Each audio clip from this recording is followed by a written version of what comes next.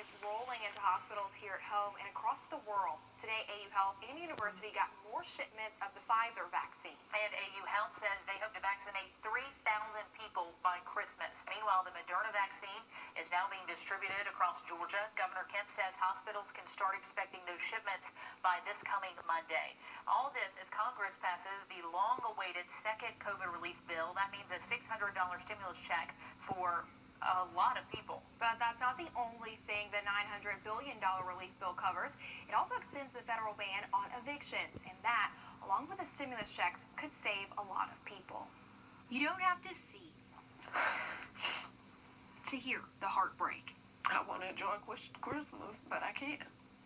I'm not doing that if I'm not going to have a roof over my head. This mom asked to keep her identity private because she's embarrassed by her financial circumstance.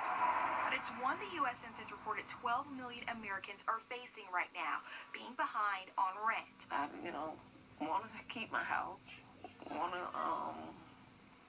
continue to pay it. I just fell a little behind. That's all. I basically work all day, go from one job to another one. Despite working from 6:30 in the morning to 9:30 at night daily and being an essential worker, Dee could not afford rent this month. Her landlord gave her an eviction notice this week. The case would be frozen within the Augusta judicial court system once the president signs the COVID bill, which extends eviction bans through January. Local leaders tell us even if a landlord were to still issue notices, the final court paperwork would remain paused under the expected CDC eviction moratorium. When it comes to rent, United Way says they've received about 1,700 calls requesting assistance. With the help of the Community Foundation, the nonprofit managed to raise $1.9 million and help more than 86,000 families in the river region. Red Cross tells us they've also helped to provide local families with more than $130,000 in financial assistance during the pandemic. Still, the COVID relief bill cannot come soon enough. They give me enough time to try to get up the money, and hopefully an agency will call me to help me. While she waits to get an update on an application for rental help, she's breathing a sigh of relief knowing this will remain her home, at least for now. I'm wishing and hoping I can keep my house. And if you're in need of some help this holiday season, the United Way CSRA hotline is 211. You can also try the Red Cross at the number on your screen and Project Share on Mondays. This will all be posted on Wrdw.com. It's another record day, unfortunately, for new cases in Georgia. More than 1,600 new COVID cases. It's almost 100 more cases than the previous record set just 3 days ago. A different story in South Carolina, 2,000 new cases today. That's 4 straight days of decreasing numbers since the state record of 3,600 cases was set last week. So South Carolina at least trending in the right direction. Vaccines do not save lives. Vaccinations do. That's how Georgia health officials are pleading with people to get the COVID vaccine once it's available. They say it's safe, it's effective, but the only way it'll work is if people actually get vaccinated. Today, state officials announced over 17,000 people in Georgia have already received the Pfizer vaccine. This as we wait for 174,000 doses of the Moderna vaccine. With Christmas just days away, Governor Kemp is urging people to not let up. The threat of the virus is still very real despite the vaccine. The general public will not be able to be vaccinated, as we've said for weeks now, for a couple of months. But in the meantime, Georgians, please help us continue to hunker down to stop the spread. The governor also announced nursing homes will start to get vaccines next Monday. Now, AU Health is opening a monoclonal antibody therapy clinic tomorrow. Sounds like a mouthful, but it's the same treatment that helped turn around President Trump's health when he came down with the virus. And reports say Governor McMaster is taking the same treatment after his positive test today. Brady Trapnell explains how it works. This clinic could change the future of the pandemic in the CSRA. This is the most encouraging thing to really come along to deal with the issue of hospital overcrowding. Dr. Philip Kuhl says for the general population at this point, it's even more encouraging than the vaccine.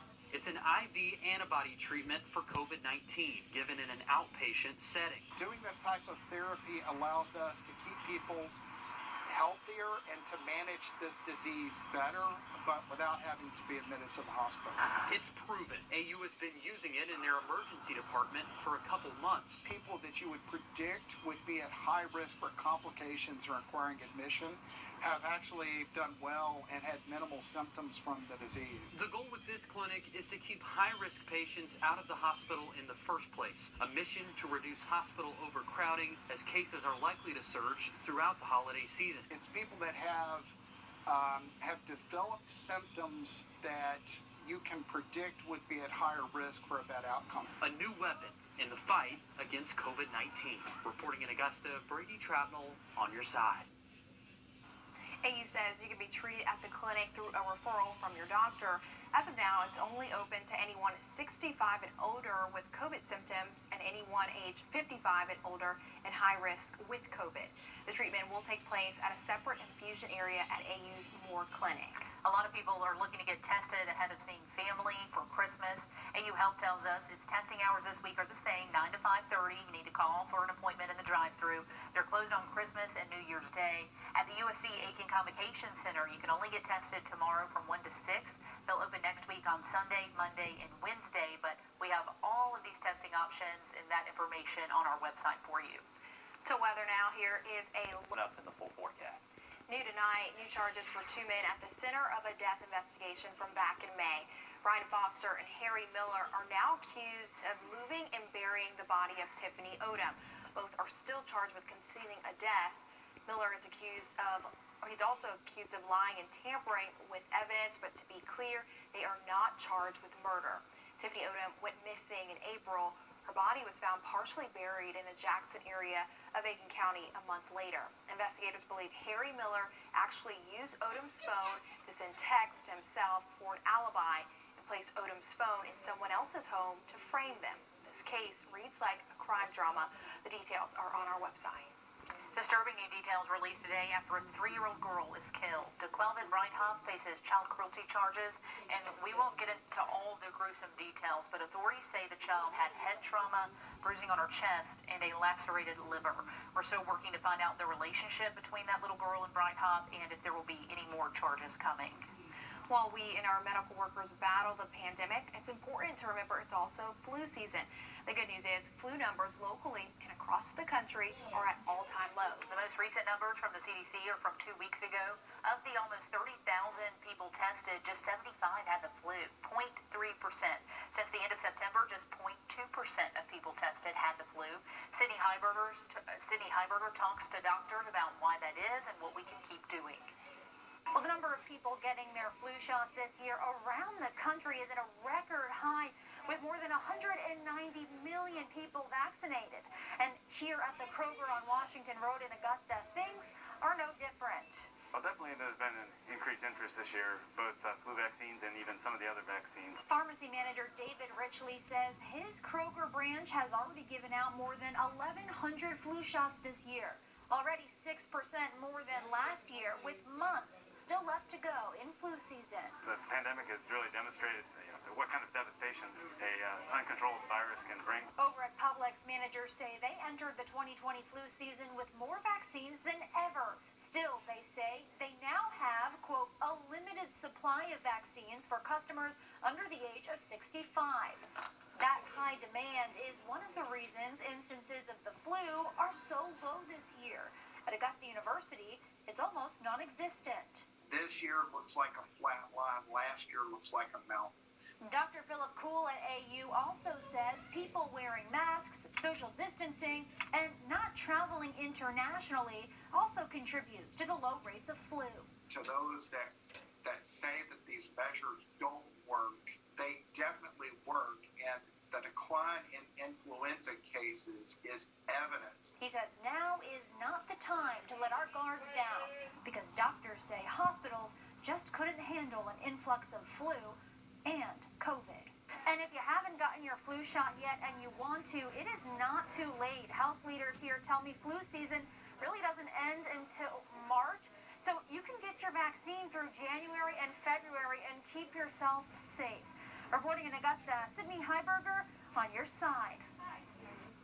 Next week, all Augusta libraries will close for a week because of COVID precautions.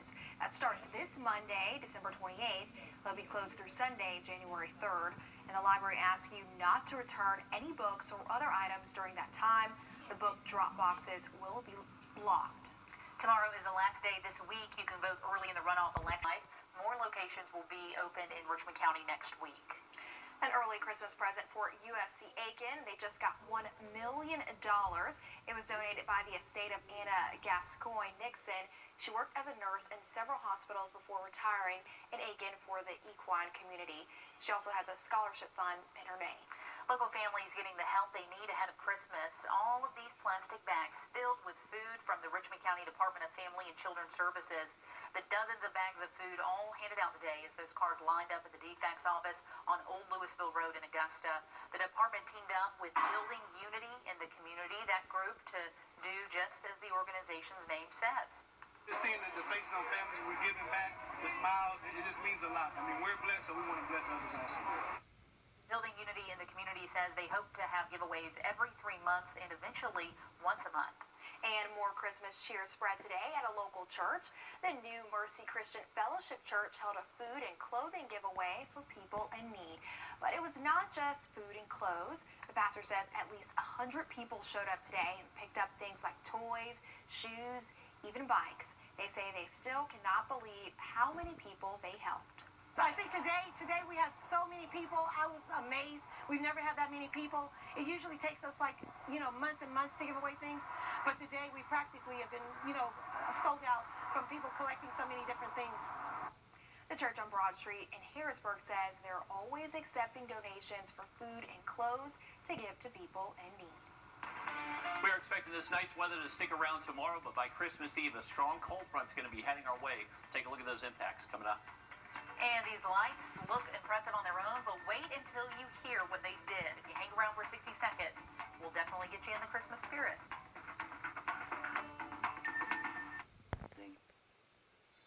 Gold Mac and News 1226 want to see your lighted holiday fix. Share a photo of your Christmas lights. You might see them on TV one of these weeknights. Wrdw.com is the place to go, so send us your pics and make our site glow. And check out this glow in North Augusta. These are some Christmas lights with a Star Wars theme. It's a front yard full of lightsabers. If you want to check it out, it's on Birch Drive in North Augusta. That's near Currytown Road and Sportsman's Corner.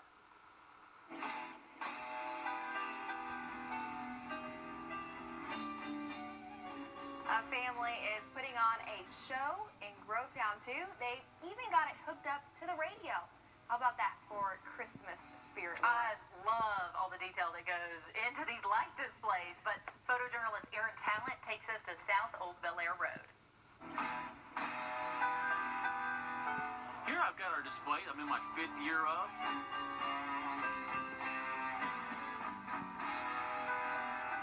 We've got almost over 40,000 lights. We have 39 songs in total. Live at 6 o'clock, and we're there till 11 during the week and 11:30 on the weekends. We're at 90.1 FM, and you can get that almost from either side of the block, and there's plenty of room out here in front of the house that you'll be able to pick up that signal as strong as possible.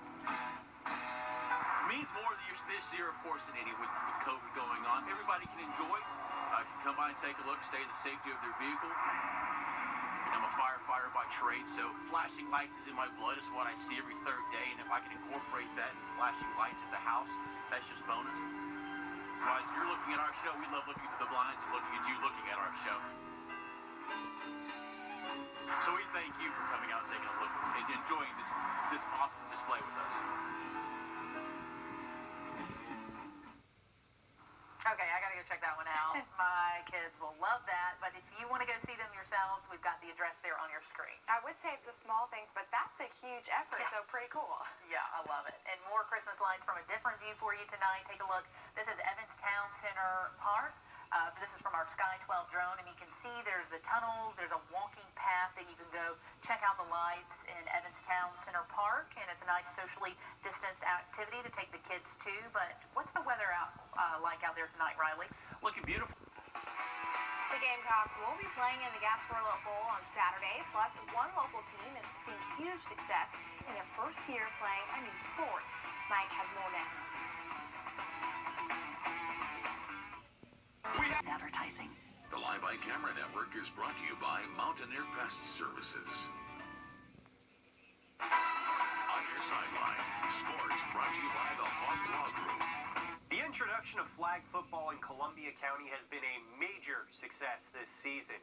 Now with the season winding down, we've still got one horse in the race. Greenbrier plays outside of Mercedes-Benz Stadium as they try to make it to a state championship.